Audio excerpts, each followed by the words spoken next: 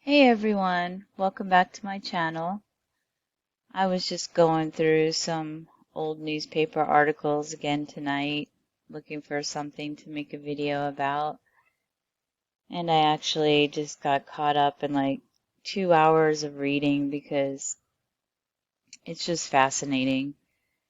I'm going to start with this news article from the Weekly Floridian, dated Tuesday, June 13th, 1882, Tallahassee, Florida, from the Tavares Herald. And just to give you a quick look where Tavares is, here's the map of Florida. And let's see, I live right down here. And right a little bit northwest of Orlando, there's the villages, is Leesburg, and there's Mount Dora. So let me just zoom in on that a little bit.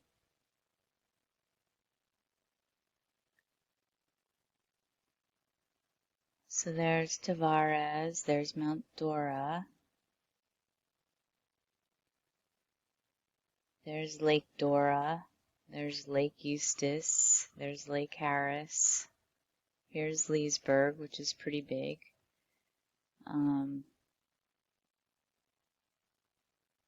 All of this, though, in here is pretty rural. It's beautiful, big oak trees and stuff.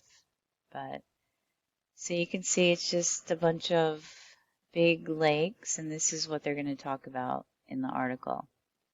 So, for the past 6 months, the work of digging the canal to connect Lakes Eustis and Dora has been prosecuted by St. Clair Abrams and Summerlin near Tavares.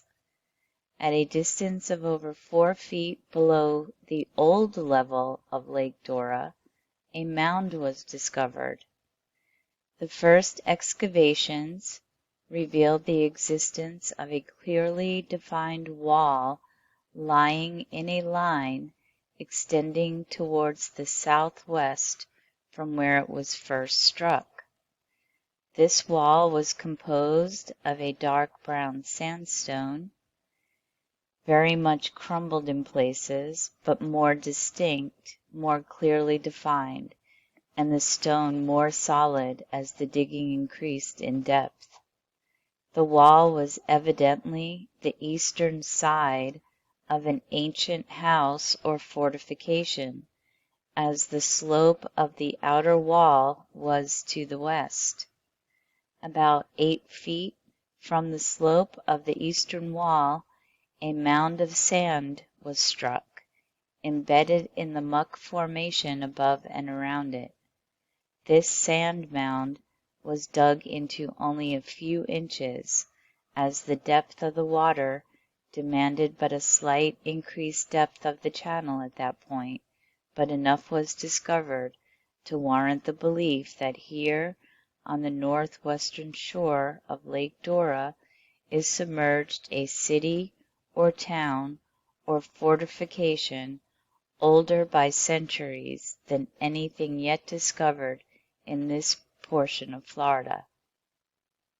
Small, curiously shaped blocks of sandstone, some of them showing traces of fire, pieces of pottery, and utensils, made of a mottled flint, were thrown out by the men while working waist deep in water. So I thought that was pretty cool that there is a whole entire town somewhere between these canals that connect these lakes in here. And when you do a zoom out,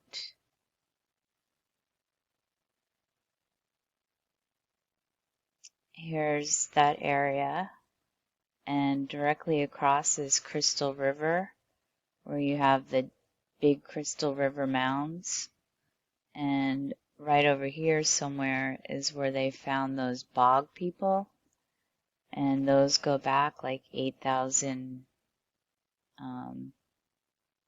BC. So, yeah, and the Vero Beach man here, he's like one of the oldest guys found here. So, yeah, there's a lot of ancient history here.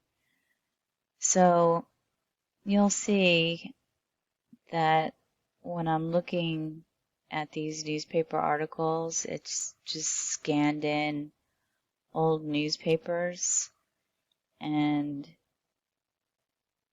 my friend has a what do you call it? A subscription to Genealogy Bank. So he let me sign in, and about a year ago I started putting in like keywords instead of names of like Florida mounds, because that's what I'm interested in.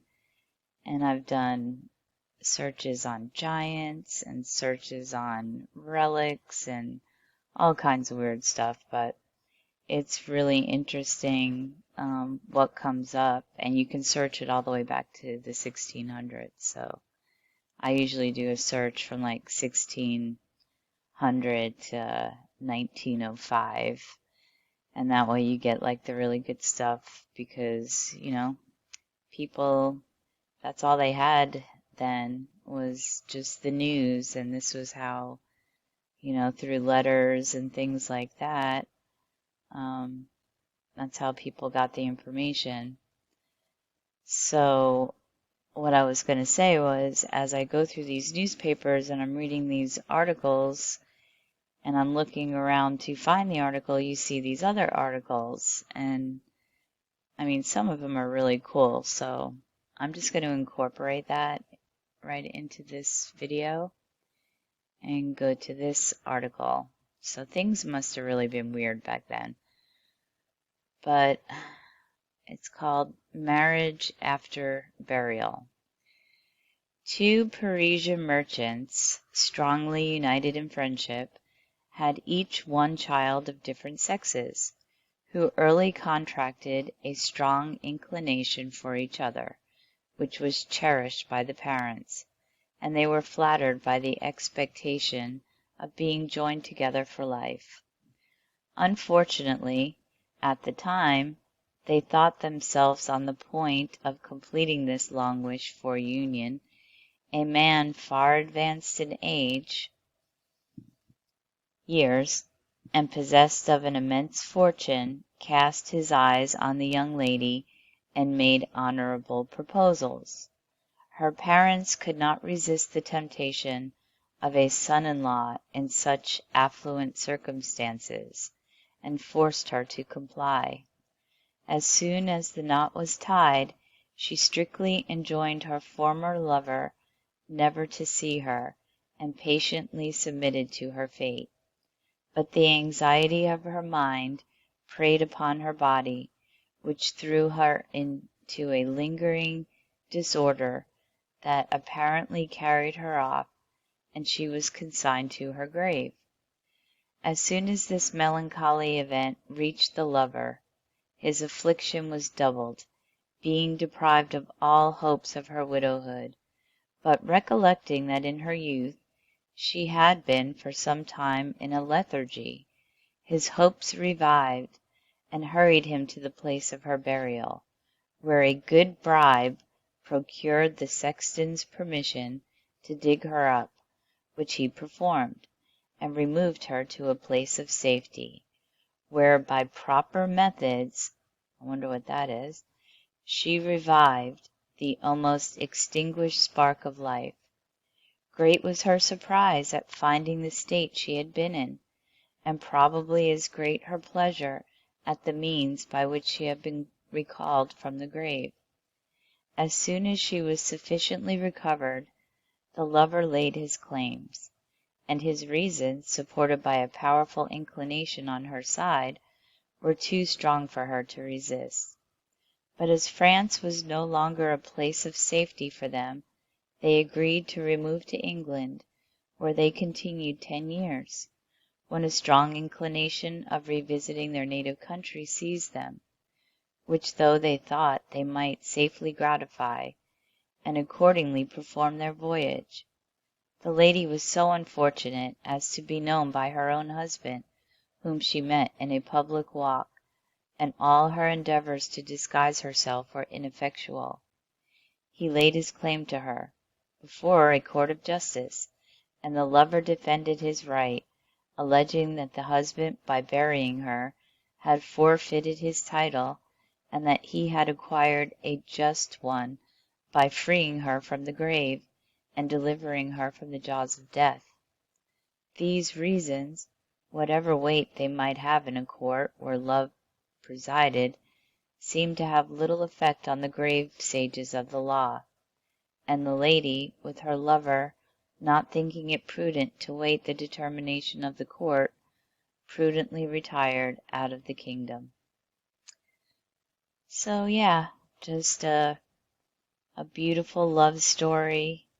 You know, his woman dies, she gets buried.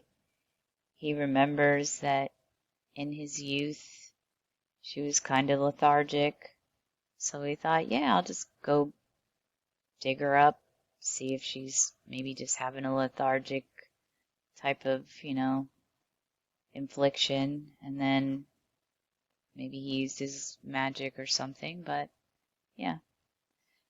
Alright, so I'm going to go on to another one because these were really cool too. Some freaks of nature. Arisol of Grant, Minnesota, noticed that one of his favorite hens had ceased laying eggs, but was growing remarkably large.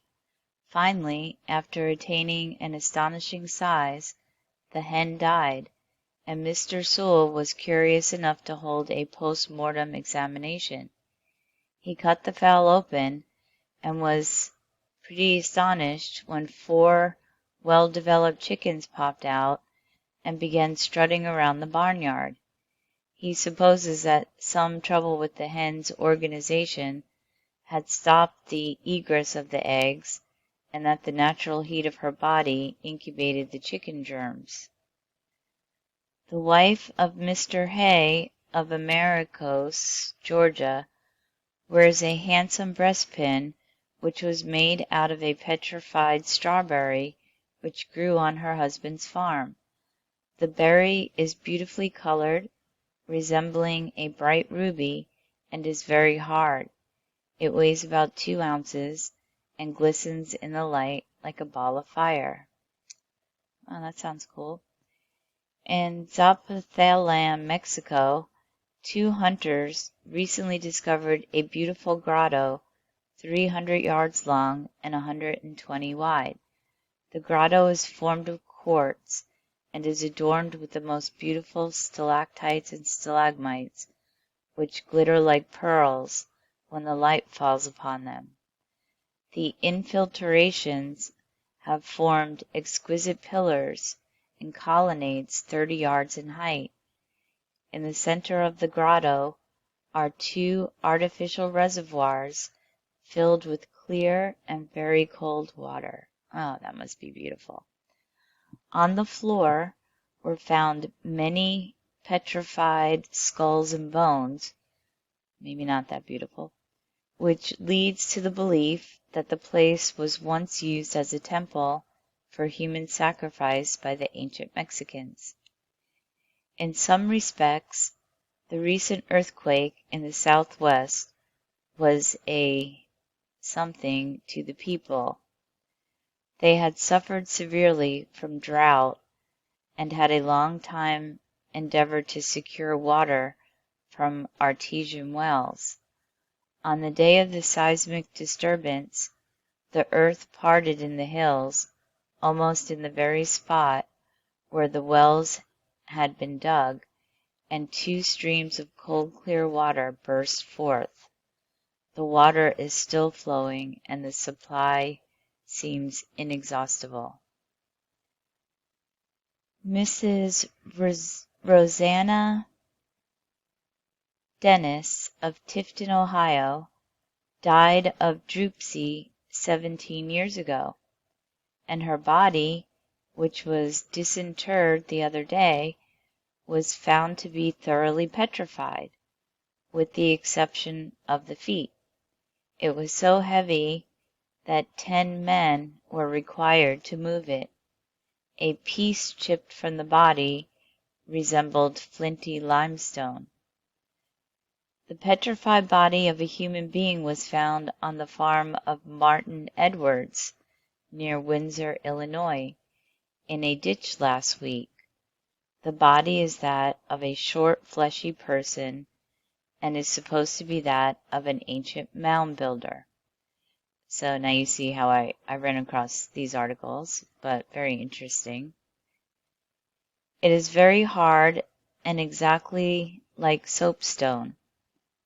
The head is long and narrow, the forehead high and prominent, with high cheekbones, square chin, and a small neck. The body was broken off at the knees, the lower limbs being missing. Its total length to the knees is 2 feet 9 inches, and its weight is about 170 pounds. And I guess I'll read the last story. There is a sinkhole on the line of the Carthage and Adirondack Railroad near Harrisville, New York, into which ton after ton of gravel has been dumped, but only to have it disappear from sight. A short time ago, the railroad employees succeeded in filling it up to a level with the surrounding country, but when a couple of cars were pushed over it, they sank at once in 18 feet of water, and a brakeman narrowly escaped drowning. Altogether, 300 carloads of gravel have been thrown into the hole, and the railroad people now think that it is a bottomless, pit. So, yeah, there you have it. I'm getting tired, and I'm sure you don't want to listen to my tired voice, so I'm going to hit it. I hope you all have a good night, and I'll see you next time.